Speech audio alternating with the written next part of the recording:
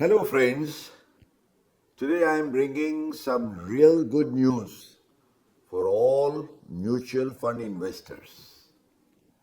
The Securities Exchange Board of India, what is known as SEBI, in October 25 has come out with a much awaited reform in regard to the transfer of units. Earlier, it was quite a challenging task for an investor to ensure that he could smoothly and effectively give a gift of his units to somebody that he wanted, and more particularly to someone within his family, a blood relative, where the gift of such units is as such tax free, and it can go a long way in helping strategic tax planning. Or under succession and inheritance, when an individual who is holding units of a mutual fund wants to give either under his will or if he has just left it as such and under inheritance, they come to his legal heirs.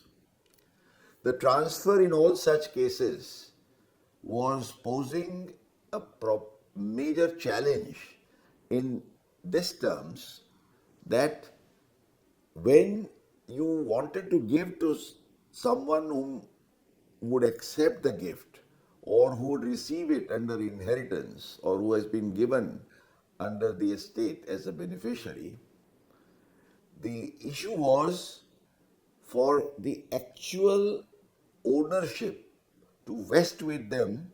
It just could not be done by a simple transfer process by transfer of name.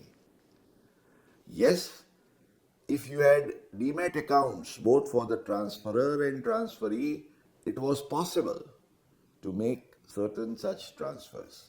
But in all cases, you may not have demat accounts. It's very common that you have statement of account, what is known as SOA, statement of account holders with your asset management companies.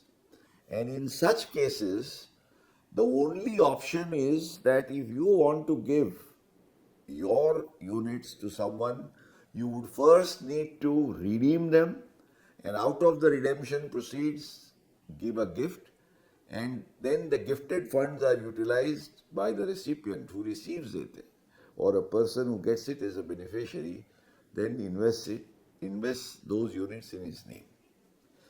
But quite obviously, this entire process of redemption, which had to come in between, if it has to go from A to B, but if it cannot go by a simple transfer process but has to go through redemption, it attracts tax. Now, in this situation, strategic tax planning always used to pose challenges. The good news which I was talking about is on 29th October 2025, the SEBI has come out with clear-cut guidelines that even in case of non-demat accounts, where the only statement of accounts SOA holders, through a process that has been clearly laid down, transfer of units is possible without resorting to this redemption process which I just mentioned.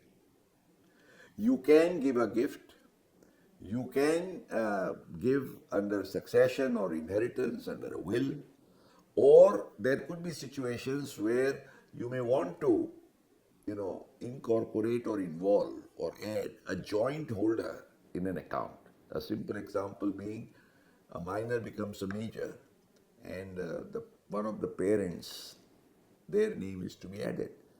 Now, if there is no smooth and easy process for transfer, it involves or attracts the tax liability for no rhyme or reason. So friends, now with this process having been very much simplified, clearly clarified, we want to focus on what are those strategic tax planning opportunities that become open or available for taxpayers who want to save taxes. I would like to take a few instances. Take, for example, let me take an example of Section 50AA, where the provisions of deemed short-term capital gains in respect of a debt mutual fund, are prevalent. Let us start with a strategic tax planning scenario in the context of the provisions of Section 50AA. The head of the household has made an investment, and that investment of say 10 lakhs of rupees after a few years becomes 20 lakhs.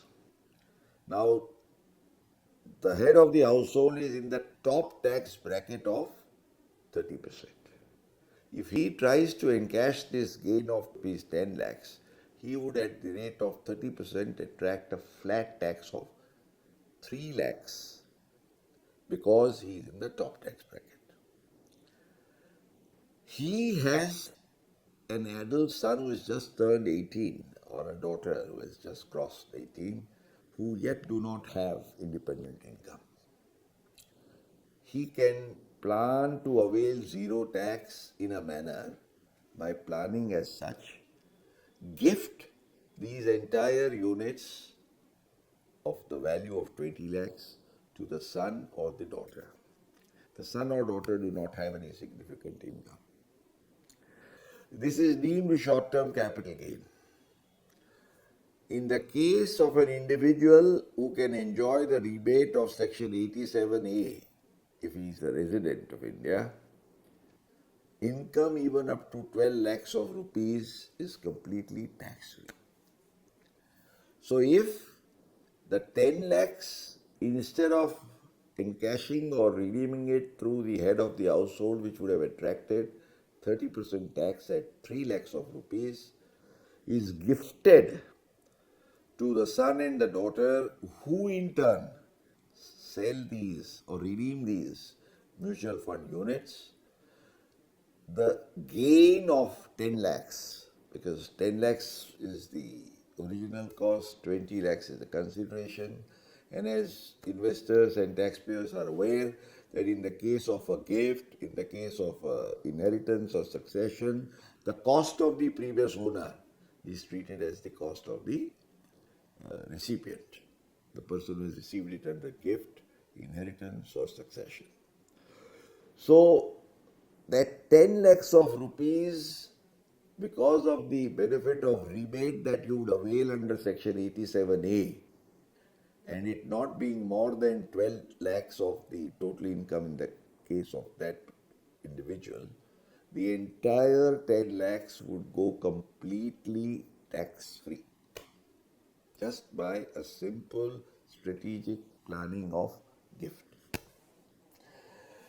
Similarly, even in cases of succession, until now what used to happen, the major challenge was, as I explained earlier, when you are giving to your son or your grandson under the will, you have to provide, you have to tell the executors that these units will be transferred from your name to the name of the recipient beneficiary.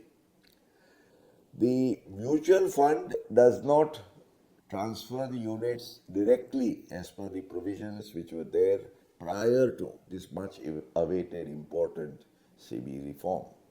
But now, if, for example, you have had a portfolio of 2 crores of rupees, the cost of which was only 1 crore, that entire 1 crore of the amount, which you would have to compulsorily redeem and only then, transfer the units to the beneficiary, that process can be conveniently avoided, that hardship can be conveniently taken care of, and you just transfer the units, the entire portfolio, and the portfolio can keep on growing in the hands of the beneficiary. So in all cases of gifts, inheritance, succession, or introducing the joint account holders, this particular reform is going to prove a big blessing in disguise.